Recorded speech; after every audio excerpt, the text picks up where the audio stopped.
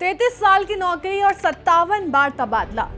हर 6 महीने में नई कुर्सी, नया टेबल, नया स्टाफ और नया विभाग। लेकिन एक चीज जो नहीं बदली वो है ईमानदारी की पहचान और भ्रष्टाचार के खिलाफ डट कर खड़े रहने की हिम्मत।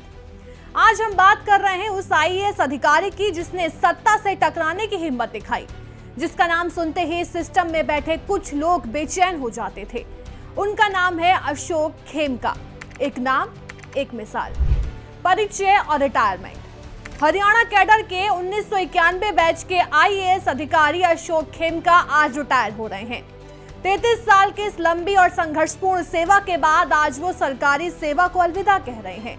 लेकिन ये सिर्फ एक रिटायरमेंट नहीं है, ये उस आवाज की विदाई है जिसने सिसकते सिस्टम में सवाल उठाने की हिम्मत की। तबादलों की कहानी। आईएएस अफसरों के तबादले कोई नई बात नहीं है, लेकिन किसी अफसर का 57 बार ट्रांसफर होना और वो भी हर 6 महीने में, ये न सिर्फ सिस्टम पर सवाल उठाता है बल्कि ये बताता है कि अगर आप सही के साथ खड़े होते हैं तो सत्ता आपको कितनी बार इधर उधर फेंकने की कोशिश करती है। हर बार ट्रांसफर के बाद नया विभाग, नई नीतियां, नए अधिकारी और नए राजनीतिक दबाव। लेकिन खेमका झुके नहीं, हर बार खड़े हुए और मजबूत हुए। Vadra DLF land deal. साल 2012 जब पूरा देश पहली बार इस नाम से वाकिफ हुआ। रॉबर्ट वाड्रा और डीएलएफ के बीच की विवादास्पद लैंड डील, जिसे खेमका ने म्यूटेशन रद्द करके सीधा सत्ता के सबसे ऊंची गलियारों तक सवाल पहुंचा दिया। सत्ता ने बेशक उनके ट्रांसफर का जवाब दिया, लेकिन उस दिन से खेमका सिर्फ एक आईएएस नहीं रहे, वो बन गए देश के लिए ईमानदारी के मिसाल। जब उन्होंने बड़े नामों से लड़ा मुकाबला, सिर्फ रॉबर्ट वाड्रा ही नहीं, 2023 में खेमका ने पूर्व सांसद बृजभूषण शरण सिंह के खिलाफ भी खुलकर मोर्चा खोला। उन्होंने बृजभूषण की गिरफ्तारी और इस्तीफे की मांग की। खेमका की यही बात उन्हें बाकियों से अलग बनाती है।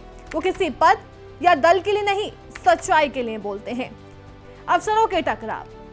2022 में एक और विवाद सामने आया जब खेमका और एक अन्य आईएएस अफसर संजीव वर्मा के बीच टकराव हुआ। वर्मा ने 2010 में खेमका के कार्यकाल के दौरान की गई एक कुछ नियुक्तियों पर सवाल उठाए, यहां तक कि पुलिस में शिकायत भी दी।